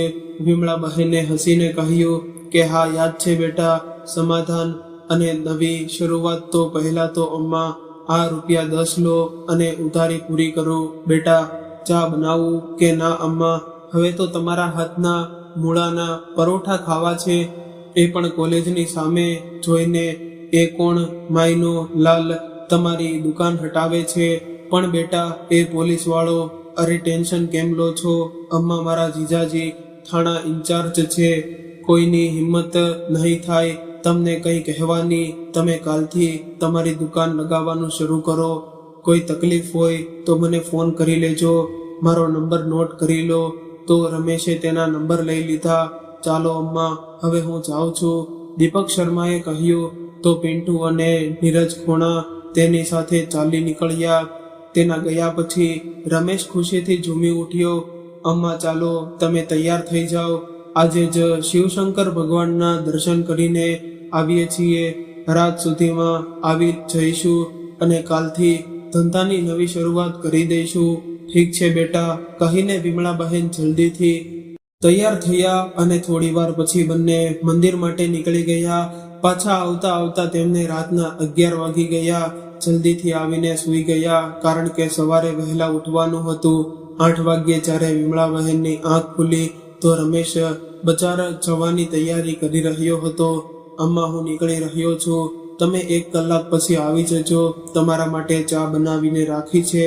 અરે પૈસા ચોખાના ડબ્બામાં રાખ્યા છે, યાદ છે ને? હા બેટા યાદ છે. તને અડધો કલાક રોકાવો તો સામે ચાલીને. ના અમ્મા, હજી શાક માર્કેટમાં ઘણા બટેકા મરચા વધુ લેવાનું છે, તો મને સમય લાગશે. તો 10:30 વાગ્યા સુધીમાં યુનિવર્સિટી પહોંચી જજો. હું ત્યાં જ મળીશ તમને. ઠીક છે બેટા. રમેશ રૂમમાંથી બહાર નીકળી ગયો તો વિમળા બહેન પણ જલ્દીથી તૈયાર થઈને યુનિવર્સિટી પહોંચી ગયા. બંને મળીને પોતાની દુકાન સજાવી. વિમળા બહેનના ચહેરા પહોંચતા પહેલા જ રમેશે બટાકા બાફીને રાખી દીધા હતા. વિમળા બહેનને જોતા જ છોકરાઓની ભીડ લાગી ગઈ. શ્યામજી આજે દુકાન પર નહોતા. તેમને અંદાજો જ નહોતો કે રમેશ ફરીથી દુકાન લગાવવાની હિંમત કરશે, પણ કદાચ તેમના નોકરે તેમને ફોન કરી બધી જાણકારી આપી દીધી હશે. થોડી જ વારમાં શ્યામજી પણ પોતાની દુકાન પર ઊભા હતા અને સામેનું દ્રશ્ય જોઈને તેમના ચહેરા પર જે ભાવ આવી રહ્યા હતા તેને જોઈને કોઈ પણ કહી શકતું હતું કે તેમના મગજમાં શું ચાલી રહ્યું છે. અને પોતાના નોકરને જોરથી ધમકાવતા બોલ્યા કે કેટલી ગંદકી છે, ગમે તેટલી સફાઈ રાખું, ગંદકી તો આવી જાય છે. રમેશ સમજી ગયો હતો કે જોર જોરથી કોને વાતો સંભળાવવામાં આવી રહી છે, પણ તે પોતાના ધંધામાં એટલો વ્યસ્ત હતો કે જવાબ આપવો તેને ઠીક ન લાગ્યો. શ્યામજી વધુ અકળાઈ ઉઠ્યો. તેણે કોઈને ફોન લગાવ્યો. આ તરફ આ બધાની અજાણ અમ્મા અને રમેશ છોકરાઓને તેમના પસંદના પરોઠા ખવડાવી રહ્યા હતા. ત્યારે રમેશની નજર સામેથી આવતા એક જ પોલીસવાળા પર પડી, જેણે તેને બધો સામાન પહેલા પાડી દીધો હતો. તેને પોતાની જ દુકાન તરફ આવતો જોઈ તેના હાથ પગ ફૂલાવા લાગ્યા.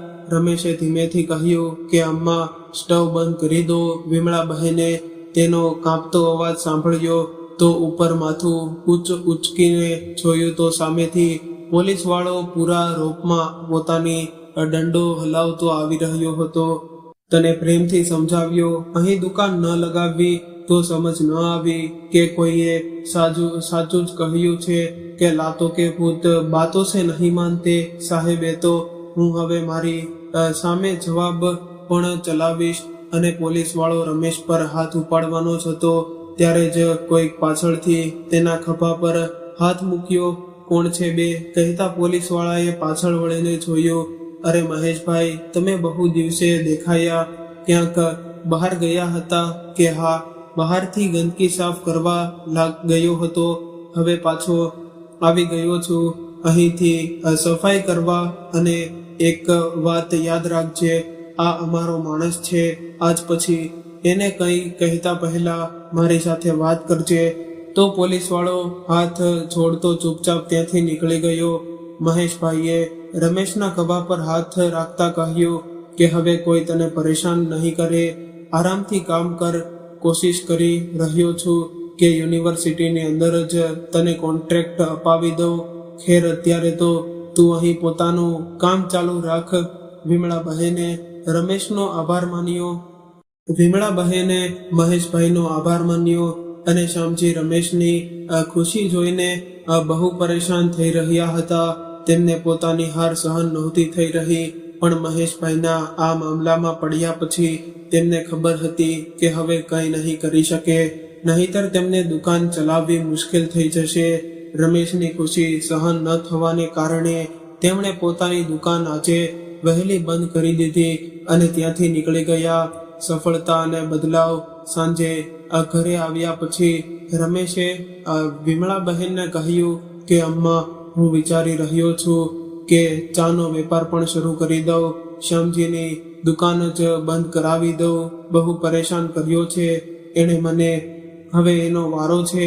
ના બેટા, તું પણ એની સાથે એવું ન કરીશ તો એનામાં અને તારામાં ફરક શું રહી જશે? તું ખોટો ન હતો તો જો મુશ્કેલીઓ પછી પણ તારું કામ શરૂ થઈ ગયું. હવે એ વિચાર કે પોતાના કામમાં ને વધારવું કઈ રીતે અને બીજાનું કામ બંધ કરવાનું ન વિચાર. શ્યામજી ગમે તેવા હોય પણ એ દુકાને આપણને ઘણા દિવસો સુધી સહારો આપ્યો છે. હું એ દુકાનને બંધ થતી જોવા નથી માંગતી. હા માં, કહી તો તમે સાચું રહ્યા છો. જમે પીને રમેશ અને વિમળા બહેન બંને સૂઈ ગયા. હવે દરરોજ રમેશની દુકાન પર ભીડ જામી રહેતી. તેના ચહેરા પર ચમક આવી ગઈ હતી. ધીમે ધીમે તેણે પોતાનું મકાન બનાવી લીધું અને પોતાના પરિવારને ગામડેથી શહેરમાં બોલાવી લીધો. વિમળા બહેનને તો જાણે આખો પરિવાર જ મળી ગયો. બધાના દિવસો હસી ખુશીમાં વીતી રહ્યા હતા. હવે રમેશે પોતાની દુકાન પર બીજા માણસો પણ રાખવી લીધા હતા. વિમળા બહેને તેમને બધું શીખવી દીધું હતું. જોત જોતામાં 4 વર્ષ વીતી ગયા. વિમળા બહેન 5મું ધોરણ સુધી ભણેલા હતા. હવે તેમના દરેક દિવસની શરૂઆત છાપું વાંચીને થતી હતી. આજે પણ રોજની જેમ વિમળા બહેન સવારે ચાની ચુસ્કીઓ સાથે છાપું વાંચી રહ્યા હતા. એક ખબરે અચાનક તેમનું ધ્યાન પોતાની તરફ ખેંચી લીધું. તે ખબર વાંચીને વિમળા બહેને છાપું ટેબલ પર મૂકી દીધું. ત્યારે રમેશ ચાનો કપ લઈને વિમળા બહેનના રૂમમાં આવ્યો અને તેમને ઊંડા વિચારોમાં ડૂબેલા જોઈને બોલ્યો કે શું થયું અમ્મા? આજે બેભર નથી વાંચી રહ્યા? અને બેટા, જેટલી ઝડપથી દુનિયા બદલાઈ રહી છે તેનાથી પણ ક્યાં વધુ ઝડપથી આ સંબંધો બદલાઈ રહ્યા છે. આજે એક 70 વર્ષની વૃદ્ધને કોઈ અલ્હાબાદના સ્ટેશન પર એકલી છોડી ગયું છે. આ ખબરમાં વિમળા બહેને પોતાનું ભૂતકાળ દેખાઈ રહ્યું હતું. તે સ્ત્રી માટે બેચેન થઈ ઉઠ્યા. શું કરશે? ક્યાં જશે? તે કિસ્મત સારી હશે તો કોઈ વૃદ્ધાશ્રમ વાળા લઈ જશે, નહીંતર થોડા દિવસોમાં તેમના મોતના સમાચાર આજ પેપરમાં આવશે. વિમળા બહેને મનોમન કંઈ નક્કી કરી લીધું હતું કે રમેશ, હા માં, જો હું પાછલા 4 વર્ષથી કામ કરી રહી છું, મેં તારી પાસે ક્યારેય પૈસાનો હિસાબ કિતાબ નથી લીધો. હું જાણવા માંગુ છું કે મારી પાસે કેટલા પૈસા છે. અરે અમ્મા, તમારે જેટલા જોઈએ તેટલા લઈ લો ને. હિસાબ કિતાબ શા માટે? તમને કોઈ વાતની તકલીફ છે? ના, એવી વાત નથી. હું આ સવાલ અમ્મા બનીને નહીં, તારા ધંધામાં તારી સહયોગી તરીકે પૂછી રહી છું. અને મને આશા રાખું છું કે તને મારા પૈસા મારા મનથી ખર્ચ કરવા પર તું રોકીશ નહીં. આજે વિમળા બહેનનો મૂળ રમેશને સમજાઈ નહોતો રહ્યો. તેણે કહ્યું કે અમ્મા, તમારે જેટલા પૈસા જોઈએ તેટલા તમે લઈ શકો છો. ઠીક છે બેટા, હું તને જણાવી દઈશ કે કેટલા પૈસાની મને જરૂર છે. અત્યારે મારે ક્યાંય જવું છે, બપોર સુધીમાં પાછી આવી જઈશ. અમ્મા, મોબાઈલ રાખી લેજો, તમે વારંવાર ભૂલી જાઓ છો. અને એમ પણ અમ્મા, તમારો સગો દીકરો તો નથી, પણ ક્યાં જઈ રહ્યા છો જણાવી દેજો તો ચિંતા થોડી ઓછી થઈ જશે. બેટા, મેં ક્યારેય તને પારકો નથી સમજ્યો, અને આ નક્કી જતા હોય તો જણાવી દેત. હું તો એ સ્ત્રીની શોધમાં જઈ રહી છું. ઠીક છે અમ્મા, જાઓ, હું પિન્ટુને બોલાવી લઉં છું, તે તમારી સાથે જશે. ઠીક છે બેટા, કહીને વિમળા બહેન પોતાના રૂમમાંથી નીકળી ગયા અને તે છાપું લઈને પોલીસ સ્ટેશને પહોંચ્યા અને તે મહિલા વિશે પૂછપરછ કરવા લાગ્યા. કોઈ સગા છે આ તમારા? હા, મારી બહેન છે. તો આમ કઈ રીતે છોડી દીધા તેને રેલવે સ્ટેશન પર? ખબર તો આજે આવી છે. એક દિવસ તો બિચારી એ સ્ટેશન પર જ રાત ગુજારી દીધી. સરકારી હોસ્પિટલમાં દાખલ કરાવી છે. કઈ ખાધા પીધા વગર તબિયત ખરાબ થઈ ગઈ છે. તેની પોલીસવાળાની વાત સાંભળીને વિમળા બહેને કહ્યું, ઠીક છે, ધન્યવાદજી, હવે હું જાઉં છું. તમે તમારું સરનામું અને મોબાઈલ નંબર લખાવી દો. તેના સાજા થયા પછી શું હું તેને હોસ્પિટલેથી લઈ જઈ શકું? હા, તમારી બહેનની સહી હોય જોઈ છે અને કાગળ પણ કે તે પોતાની મરજીથી તમારી સાથે જઈ રહી છે. ઠીક છે, બોલીને વિમળા બહેન પિન્ટુ સાથે સરકારી હોસ્પિટલ પહોંચ્યા અને હોસ્પિટલમાં ઘણી મહેનત કરવી પડી તેમને પોતાની આ નવી બહેનને શોધવામાં. તે વૃદ્ધ મહિલા આંખો બંધ કરીને જમીન પર પડેલી હતી અને તેના હાથમાં સોય દ્વારા ગ્લુકોઝ પહોંચાડવામાં આવી રહ્યું હતું. હોસ્પિટલમાં કર્મચારીઓને વિમળા બહેને પૂછ્યું કે આને જમીન પર કેમ સુવડાવી છે, પલંગ કેમ નથી આપ્યો? અરે, શુક્ર મનાવો કે આનો ઈલાજ થઈ રહ્યો છે. પલંગ એક પણ ખાલી નહોતો. ઘરવાળાઓએ તો આનાથી પોતાનો પીછો છોડાવી લીધો.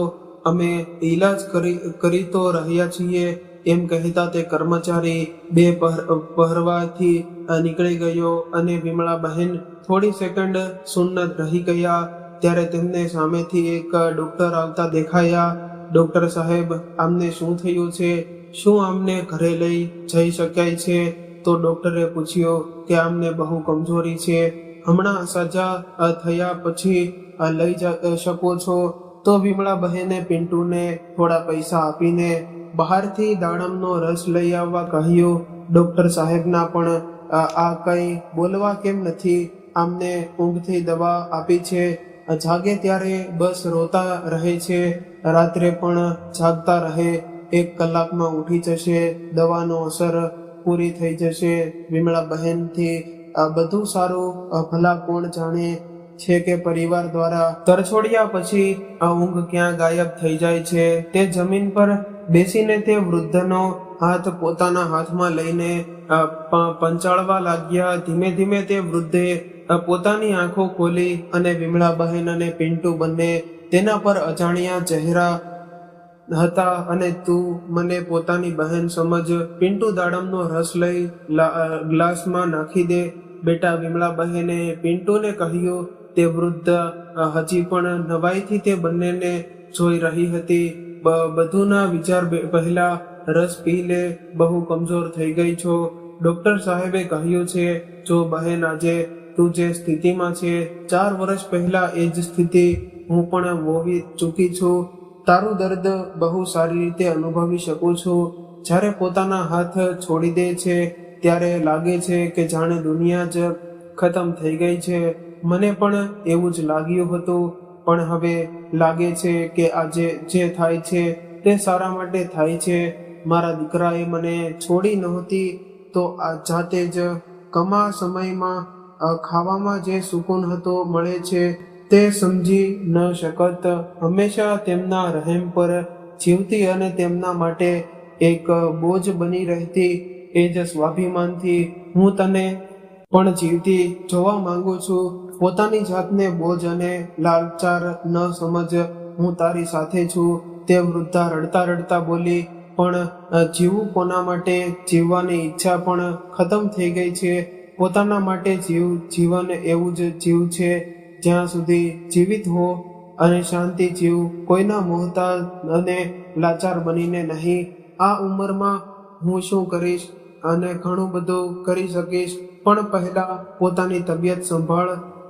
બહુ કમજોર થઈ ગઈ છો. પોતાની આ બહેન સાથે રહેવું પસંદ કરે છે, વિમળા બહેને કહ્યું. તો તે વૃદ્ધા બોલી, પણ તું મારી મદદ શા માટે કરવા માંગે છે? તું તારી નહીં પોતાની મદદ કરી રહી છું, કારણ કે તારામાં હું પોતાની જાતને જોઉં છું.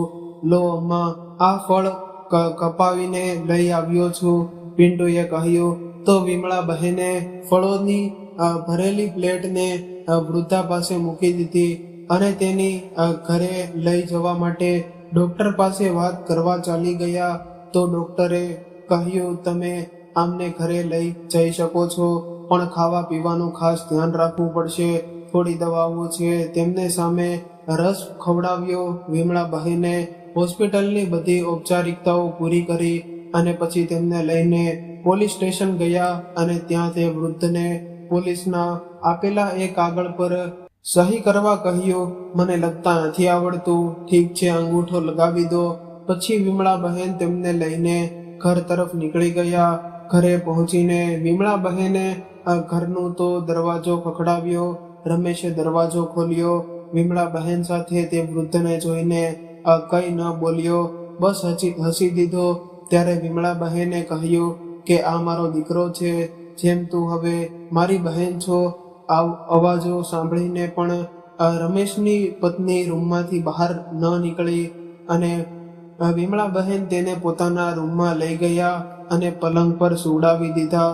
પછી પોતાના રૂમમાંથી નીકળીને વિમળા બહેન રમેશના રૂમમાં તરફ જઈ રહ્યા હતા. તે ક્યારેક તેને બહુનો ઊંચો અવાજ સંભળાયો. આ ઘર છે કે ધર્મશાળા? જે કોઈને પણ અહીં લાવીને પટકી દીધા. મેં પહેલા તમારી માની સેવા કરી, પછી તમારા ધંધાને કારણે અમ્માનું ધ્યાન રાખવું પડ્યું. હવે તે કોઈ બીજાને અહીં લઈ આવ્યા છે. ન ઓળખાણ ન જાણ, કાલે કોઈ બીજાને ઉઠાવી લાવશે. જુઓ, મારાથી આ બધું નહીં થાય. ઘરને ઘર જ રહેવા દો અને અમ્માને કહી નથી શકતા તો મને ગામડે મોકલી દો. દિવસ રાત બધાની ઈમાનદારી નથી કરી શકાતી.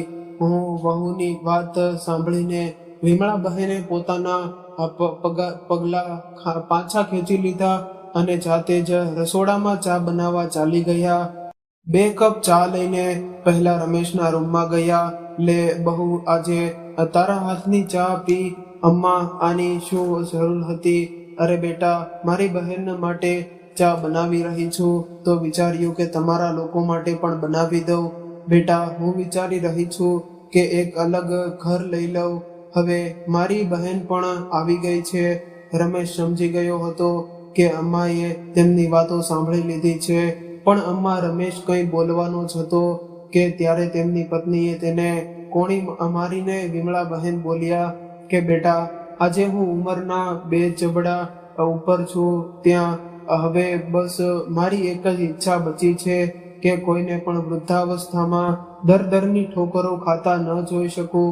તે ખરાબ સમયમાં જેમ તે મારી મદદ કરી, હું પણ કોઈની મદદ કરવા માંગુ છું. આમાં મેં મારી નહીં, તમે મારી મદદ કરી છે કે મેં તમારી પાસે ક્યારેય પગાર નથી માંગ્યો. તમે એને વહુને મને માનું પૂરું સન્માન આપ્યું. પણ હવે મને થોડા પૈસાની જરૂર છે બેટા, જેથી એ ઘર ભાડેથી લઈ શકું અને મારી બહેનને લઈને ત્યાં ચાલી જાઉં. વિમળા બહેને કહ્યું તો રમેશ ઉદાસ થઈ બોલ્યો કે ઠીક છે અમ્મા, હું કોશિશ કરું છું, જલ્દીથી જલ્દી કોઈ મકાન શોધી લઉં. વિમળા બહેને તેના માથા પર પ્રેમથી હાથ ફેરવ્યો અને રૂમમાંથી નીકળી ગયા. પછી રસોડામાં જઈને પોતાની બહેન માટે ચા લીધી અને પોતાના રૂમ તરફ આગળ વધ્યા.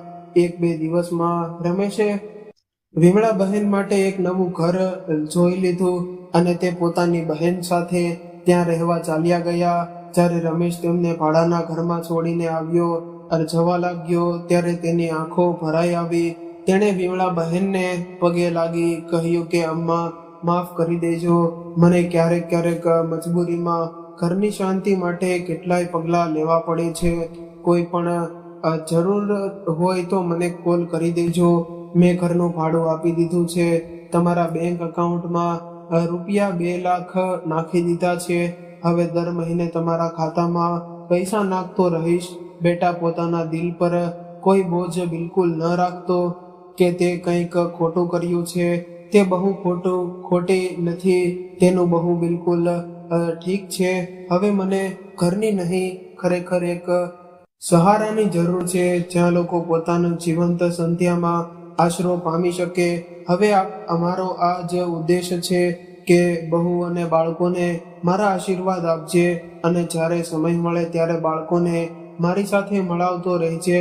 રમેશ ચાલ્યો ગયો. વિમળા બહેન જે વૃદ્ધ સ્ત્રીને પોતાની સાથે લાવ્યા હતા તેનું નામ વિમળા હતું અને સારું ખાવા પીવાની તેમની કમજોરી હવે ધીમે ધીમે ખતમ થઈ રહી હતી.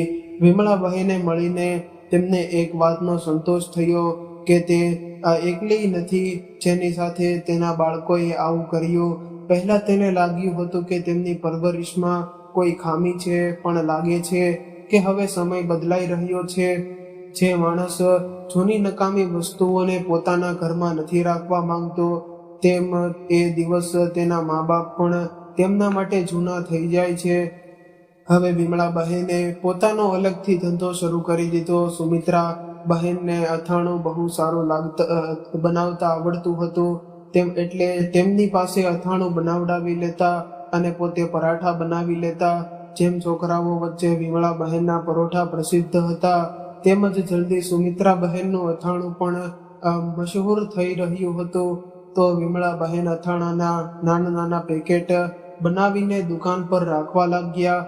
હવે તેમને લાગવા માંડ્યું હતું કે દરેક સ્ત્રીમાં કોઈને કોઈ ગુણ હોય છે. તે પોતાની રોટલીનો ઇંતજામ જાતે કરી શકે છે. પૌત્રી સાથે મિલન દિવસો એ જ પસાર થઈ રહ્યા હતા. એક દિવસ જ્યારે તે પરોઠા બનાવી રહ્યા હતા ત્યારે કોઈને તેમને અમ્મા કહીને બોલાવ્યા. તો વિમળા બહેને પરાઠા બનાવતા બનાવતા પૂછ્યું કે શું જોઈએ બેટા?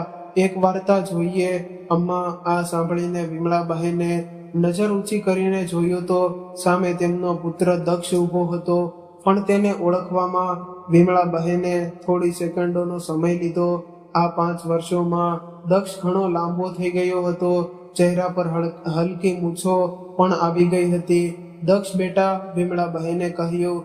તો દક્ષ બોલ્યો કે હા અમ્મા, તમે કેમ ચાલ્યા ગયા અમને છોડીને? પિતાજી જ્યારે અલ્હાબાદથી પાછા આવ્યા, તમને તેમની સાથે ન જોઈને બહુ રડ્યો હતો. મેં પૂછ્યું તો પિતાજીએ કહ્યું કે ખબર નહીં અમ્મા ક્યાં ચાલ્યા ગયા. બધી જગ્યાએ શોધી લીધા પણ ક્યાંય ન મળ્યા. આમ કઈ રીતે થઈ શકે બાપા? અમ્મા ગુમ થઈ કઈ રીતે થઈ શકે? તમે ફરીથી શોધવા જાઓ. મેં બાપાને બહુ કહ્યું પણ બાપા ક્યાંય પણ ન ગયા. પણ મેં મનમાં નક્કી કરી લીધું હતું કે મારી અમ્માને જરૂર શોધીશ અને મા બાપને સબક શીખવાડીશ. એટલે અલ્હાબાદ યુનિવર્સિટીમાં એડમિશન લઈ લીધું. આજે આખો દિવસ ભટકાયા પછી કોઈએ જણાવ્યું કે અમ્માના હાથના પરોઠા ખાઈને જુઓ, મજા આવી જશે. બસ પછી અહીં ચાલ્યો આવ્યો અને મને આજે મારી અમ્મા મળી ગઈ. વિમળા બહેનની આંખોમાં આંસુ હતા. તેમણે દક્ષને પોતાના ગળે લગાવી લીધો. તેનું માથું વારંવાર ચૂમવા લાગ્યા. વિમળા બહેને તેને પ્રેમથી પોતાની પાસે બેસાડ્યો અને પોતાના હાથે તેને પરોઠા ખવડાવ્યા. અમ્મા, હવે હું તમને પાછો લઈ જઈશ અને તમારા દીકરા બહુને એવો સબક શીખવાડીશ કે તે લોકો જોતા રહી જશે. ના બેટા, તારા પિતાએ જે પણ કર્યું સારું જ કર્યું. તે કહે છે ને જે થાય છે તે સારા માટે થાય છે. જો મારો દીકરો મને મેળામાં છોડીને ગયો હતો તો હું મારી ઓળખ ક્યારેય ન બનાવી શકત અને જિંદગીભર આ દીકરા અને વહુ પર બોજ બનીને રહી જાત. એટલે તારે તારા માતા પિતાને સબક શીખવાડવાની કોઈ જરૂર નથી. બેટા, તું તેમના વૃદ્ધાવસ્થામાં સહારો બનજે અને થઈ શકે તો સમય કાઢીને મને મળવા આવતો રહેજે. આ જો હવે હું તારી વિમળા અંબાજી આજે અહીં આરામથી રહી છું અને મને કોઈ તકલીફ નથી. હવે હું અહીં બહુ ખુશ છું. બેટા, તો દક્ષ ઉદાસ થઈને બોલ્યો કે તમે એટલા સારા છો અમ્મા. મા બાપે તમારી સાથે એટલું ખરાબ કર્યું પણ છતાં તમે એટલા ભલા વિશે વિચારી રહ્યા છો. હા બેટા, કારણ કે હવે હું બહુ ખુશ છું અને બીજાને પરેશાન જોવા નથી માંગતી. એટલે હવે તમે પણ તમારી ચિંતા કરવાની છોડી દો બેટા, અને રોજ મારા હાથના બનેલા પરાઠા ખાવા આવી જજે. ઠીક છે અમ્મા, હું તમને મળવા આવતો રહીશ. એટલું કહીને દક્ષ ત્યાંથી ચાલ્યો ગયો તો વિમળા બહેનની આંખો ભીની થઈ આવી. તે ખુશ તો બહુ હતા પણ પોતાના પુત્રને જોઈને જૂની યાદો તાજી કરી રહ્યા હતા. ત્યારે તેમની મોટી બહેન સુમિત્રા બહેને કહ્યું કે અરે, મને કમજોર કરનારી આજે પોતે રડી રહી છે.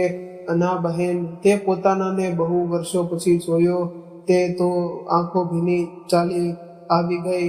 તો આપણે આપણું કામ કરીએ, કહેતા વિમળા બહેને પોતાના આંસુ લૂછ્યા અને ફરીથી સુમિત્રા બહેન સાથે પરોઠા બનાવવા લાગી ગયા. હવે વિમળા બહેન અને સુમિત્રા બહેન બંને બહેનો ખુશી ખુશી રહેવા લાગી હતી. મિત્રો, આ સાથે આપણી કહાની અહીંયા પૂર્ણ થાય છે. જો તમને અમારી આ કહાની પસંદ આવી હોય તો ચેનલને સબસ્ક્રાઇબ કરવાનું ભૂલશો નહીં. અને જે મિત્રોએ હજુ સુધી વિડીયોને લાઈક ન કર્યો હોય તો લાઈક કરી દેજો અને આ વિડીયોને શેર પણ કરી દેજો. આ સાથે કોમેન્ટ બોક્સમાં હર હર મહાદેવ, જય શ્રી કૃષ્ણ લખવાનું ભૂલશો નહીં. ફરી મળીશું આવી જ એક નવી કહાની સાથે. ત્યાં સુધી સૌને મારા જય શ્રી